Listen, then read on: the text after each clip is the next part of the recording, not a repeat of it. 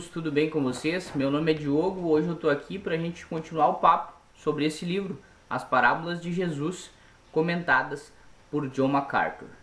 Este aqui é o terceiro vídeo de uma série que eu estou fazendo.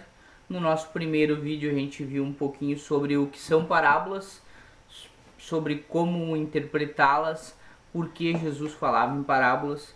E no segundo vídeo a gente viu que ele nem sempre falou em parábolas, e a gente viu o momento em que houve essa mudança de abordagem de Jesus para tratar com as multidões. Hoje a gente vai falar da primeira parábola que apresenta no livro, a parábola do semeador. Então a gente chega na página 43 desse livro, capítulo 2, uma lição sobre receber a palavra. Então, depois da disputa que Jesus teve com os fariseus, que a gente tratou no vídeo anterior, a palavra de Deus diz em Mateus 13, de 1 a 2, que naquele mesmo dia Jesus saiu de casa e assentou-se à beira do mar, reunindo-se ao seu redor uma multidão tão grande que ele teve que entrar em um barco e assentar-se nele enquanto todo o povo ficou na praia.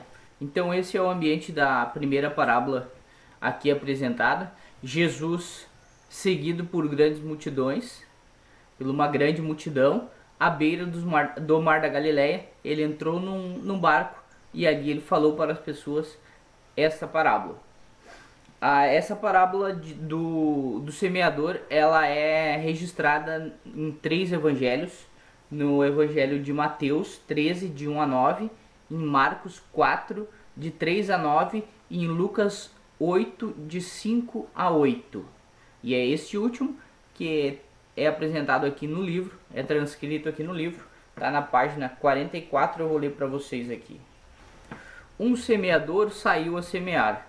Enquanto lançava sementes, parte dela caiu à beira do caminho. Foi pisada e as aves do céu a comeram. Parte dela caiu sobre pedras, e quando germinou, as plantas secaram porque não havia umidade. E outra parte caiu entre espinhos, que cresceram com ela e sufocaram as plantas. Outra ainda caiu em boa terra. Cresceu e deu boa colheita a 100 por 1. Esta é a parábola do semeador. Então o autor ressalta que essa era uma história muito comum para a época, numa sociedade onde a maioria daquelas pessoas viviam em uma sociedade agrícola. E aqui o sistema de semeadura retratado aqui é o arco de dispersão. E o autor afirma que esse era o método mais comum para semear, onde uma pessoa conseguiria semear uma grande área no dia. Ela levava então uma espécie de uma bolsa, uma mochila ali junto com aquelas sementes, e ali ela pegava as sementes e atirava ao campo, num arco de dispersão. Enquanto ela fazia esse movimento, ela ia soltando sementes, e era o melhor método de conseguir cobrir grandes quantidades em um dia. Jesus mesmo explicou essa parábola. Quando ficaram sozinhos, eles perguntaram a Jesus o que significava. E Jesus deu uma explicação simples que serve para a gente como modelo até para outras parábolas que o próprio Jesus não explicou. Essa explicação está aqui no livro, na página 52, eu também vou ler para vocês. E este é o significado da parábola. A semente é a palavra de Deus. As que caíram à beira do caminho são as que ouvem, e então vem o diabo e tira a palavra dos seus corações, para que não creiam e não sejam salvas. E as que caíram sobre pedras são os que recebem a palavra com alegria quando a ouvem, mas não têm raiz. Creem durante algum tempo, mas desistem na hora da provação. As que caíram entre espinhos são os que ouvem, mas ao seguirem o seu caminho, são sufocados pelas preocupações, pelas riquezas e pelos prazeres desta vida, e não amadurecem. Mas as que caíram em boa terra são os que com coração bom e generoso ouvem a palavra de Deus, a retêm e dão fruto com perseverança. Então o próprio Jesus explicou o que seria essa semente. É a palavra de Deus, o evangelho que é levado às pessoas. O semeador em si não é identificado aqui nessa parábola, mas pode ser qualquer pessoa que leve essa semente para outras pessoas. O campo recém-arado seria o coração do homem para receber essa semente que é lançada. Então, o primeiro solo que se apresenta nessa parábola é o solo à beira do caminho. Segundo o autor, os campos nessa época de Jesus, eles eram campos estreitos e compridos, e não eram demarcados por alguma cerca ou muros. A demarcação deles eram trilhas. Então, as pessoas se locomoviam pelas divisas desses campos. Então, ali tinham trilhas muito batidas, com a terra dura como um concreto, pois era muito pisoteada durante todo o dia, com pessoas transitando nessas trilhas que eram a divisa dos campos. E a parábola fala que a semente que caiu à beira do caminho, ela foi pisada e as aves do céu a comeram. O autor chama esse tipo de ouvinte como o ouvinte à beira do caminho. São pessoas que deliberadamente fortaleceram o seu coração contra o arrependimento.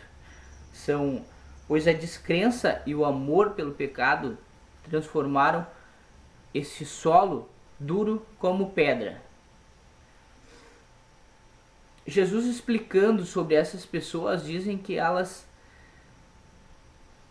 ouvem e depois vem o diabo e tira do seu coração para que não creiam e não sejam salvos. Como que o diabo pode tirar essa palavra de Deus que é ouvida pelas pessoas? Então, a principal artimanha do diabo é a mentira, pois ele é mentiroso e pai da mentira.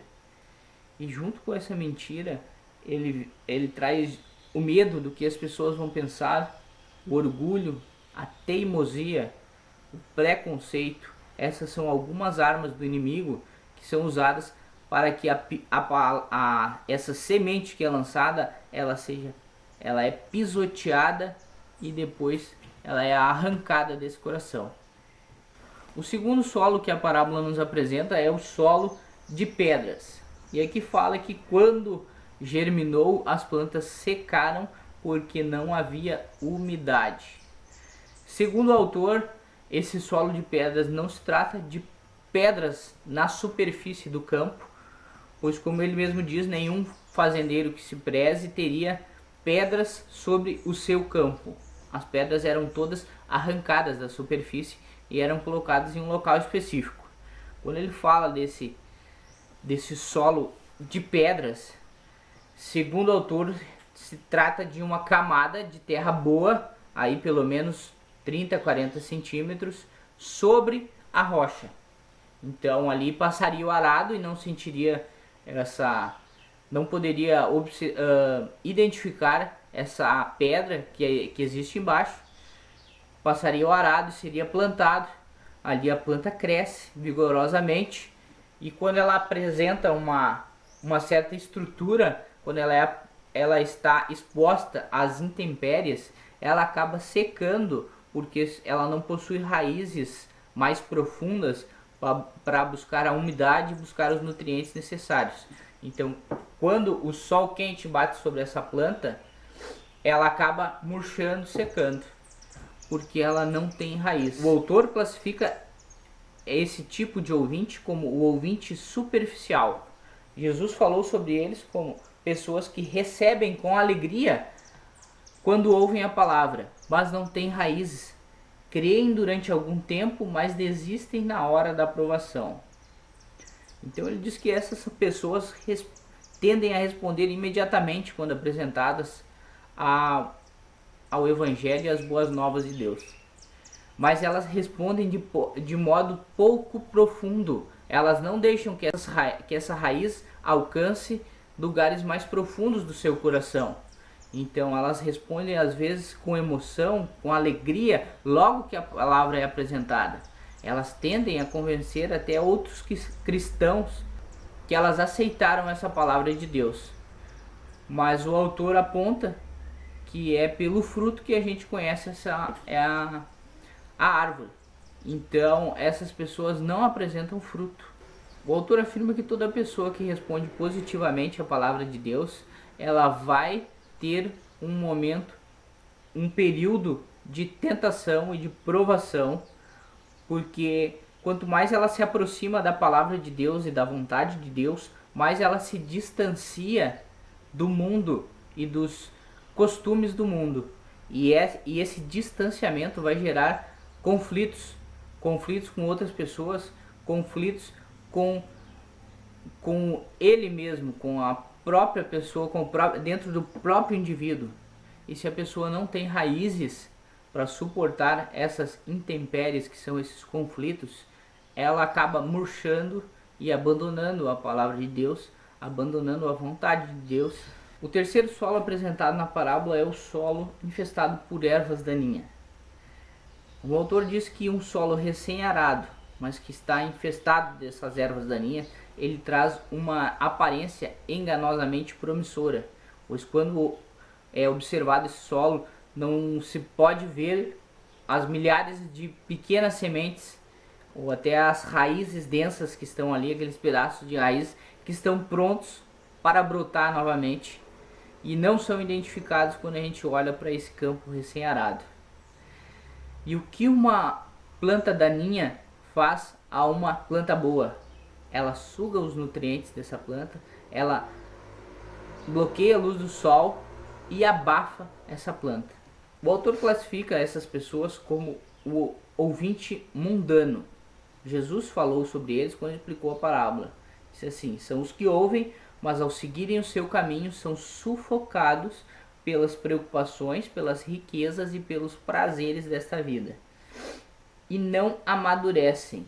Então não se trata de ouvintes, de pessoas incrédulas, pois ali diz que algumas sementes brotam, então elas acreditam no evangelho, mas crescem essas ervas daninhas que acabam sufocando.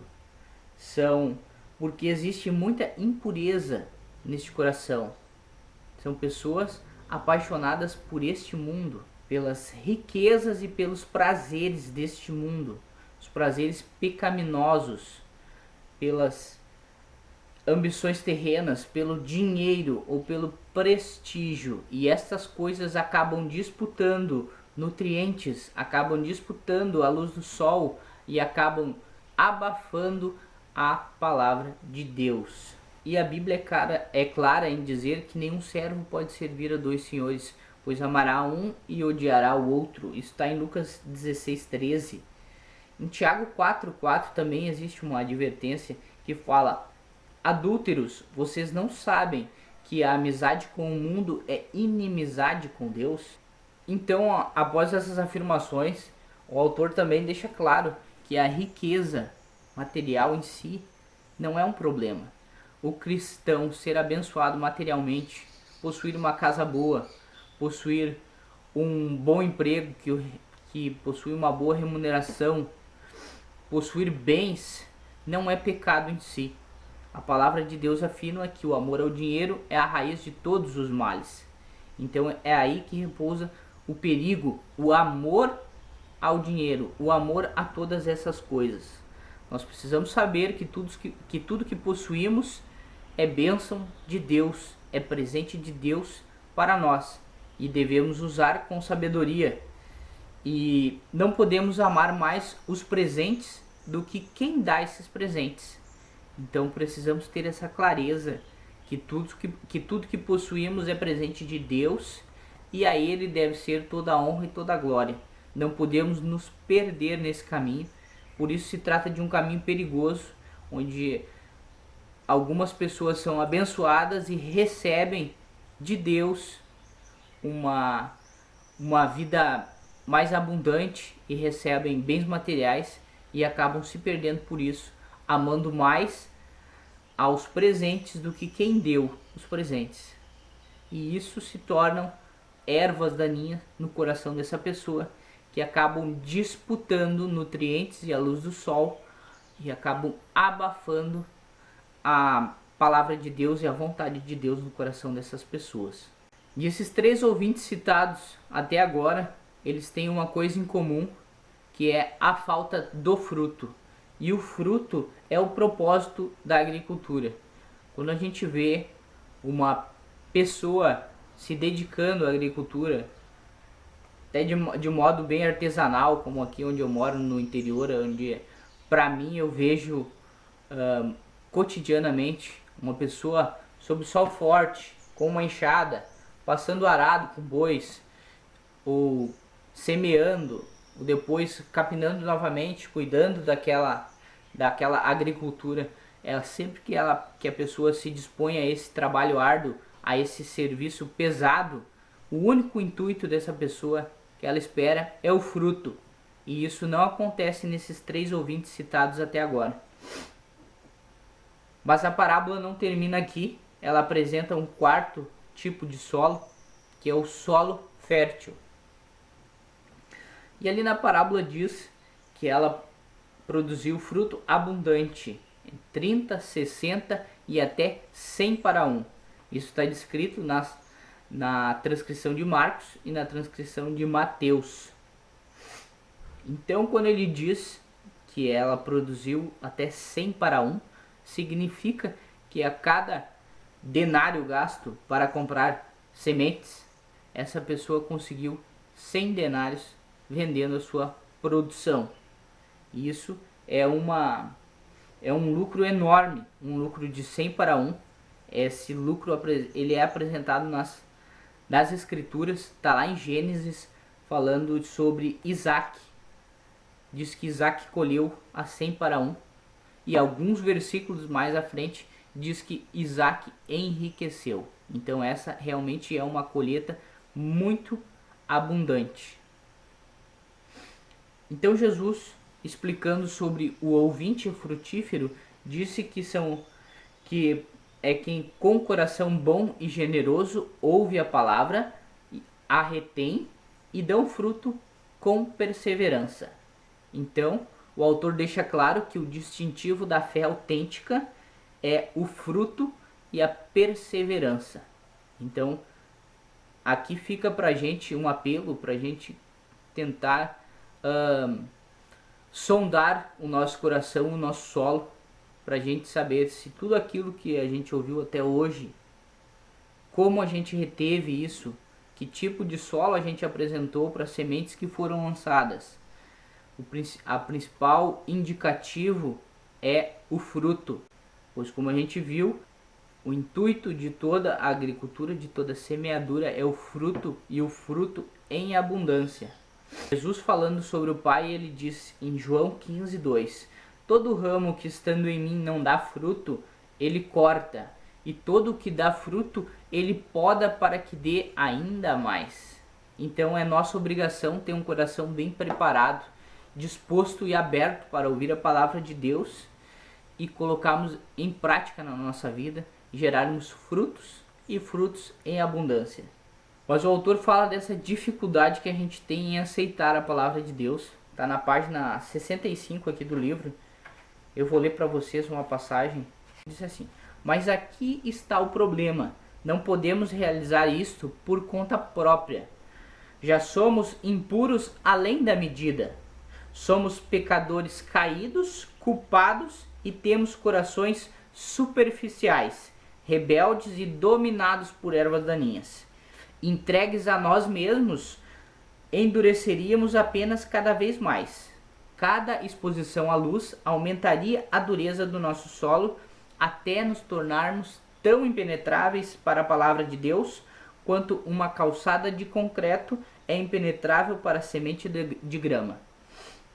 A mentalidade da carne não regenerada é inimiga de Deus, porque não se submete à lei de Deus, nem pode fazê-lo. Quem é dominado pela carne não pode agradar a Deus. Então aqui ele fala da dificuldade, da impossibilidade que temos de arar, de transformar o nosso coração. Isto cabe ao Espírito Santo de Deus, que convence o mundo do pecado, da justiça e do juízo. E ele que pode transformar nosso coração e fazer com que procuramos a Deus e fazer com que o solo do nosso coração possa receber essa palavra e dar fruto em abundância. Depois o autor apresenta alguns pontos a serem considerados. O primeiro é que o resultado não tem nada a ver com o método com que a semente é lançada. Então, hoje em dia, principalmente com os meios digitais, temos métodos diferentes de lançar essa semente. Você pode entrar em contato com essa semente através da leitura da Bíblia, que é a principal fonte da palavra de Deus. Ou você pode entrar em contato com essa semente através da leitura de um livro cristão como esse, ou através de um vídeo que você vê no YouTube, ou através de um áudio que você recebe no WhatsApp, ou uma música que você escuta. Segundo o autor, esse método com que a semente é lançada não tem nada a ver com o resultado. A parábola não diz nada também sobre a qualidade da semente e nem sobre o clima. Então o resultado tem única e exclusivamente a ver com o tipo de solo. Nesse momento eu lembro de Judas Iscariotes, discípulo de Jesus, alguém que teve contato com a melhor semente possível, alguém que teve contato com o melhor semeador possível. Ele conviveu com Jesus Cristo mais de um ano. Ele pôde ver Jesus operar milagres e mudar a vida de muitas pessoas. E mesmo assim, ele não aceitou verdadeiramente a palavra de Deus. Ele não apresentou frutos na sua vida. Pelo contrário, ele traiu o Cristo e entregou às mãos dos seus perseguidores. Então o autor conclui que a lição dessa parábola é que a resposta de cada pessoa vai ter a ver com a condição do coração dessa pessoa em aceitar a palavra de Deus ou não. E o fruto sempre será a única evidência de que essa pessoa ouviu corretamente e de que ela aceitou a palavra de Deus. Depois ele faz um lembrete aos lançadores de sementes, às pessoas que se dispõem a levar a palavra de Deus a outras pessoas, para que o resultado vai variar de pessoa a pessoa, mas que assim como acontece nessa parábola, algumas sementes alcançarão solo fértil e realmente essas sementes darão frutos. Por isso elas não devem desanimar e devem continuar lançando sementes. E era isso que eu tinha para falar para vocês hoje sobre o capítulo 2, uma lição sobre receber a palavra. Eu espero você para a gente continuar o nosso papo sobre esse livro. No nosso próximo vídeo a gente chega no capítulo 3, uma lição sobre o preço do discipulado. A gente vai falar um pouquinho sobre valor e sobre preço a ser pago, e a gente vai ver histórias de pessoas que encontraram grandes tesouros. Por isso eu espero você no nosso próximo vídeo. E até lá. Um abraço.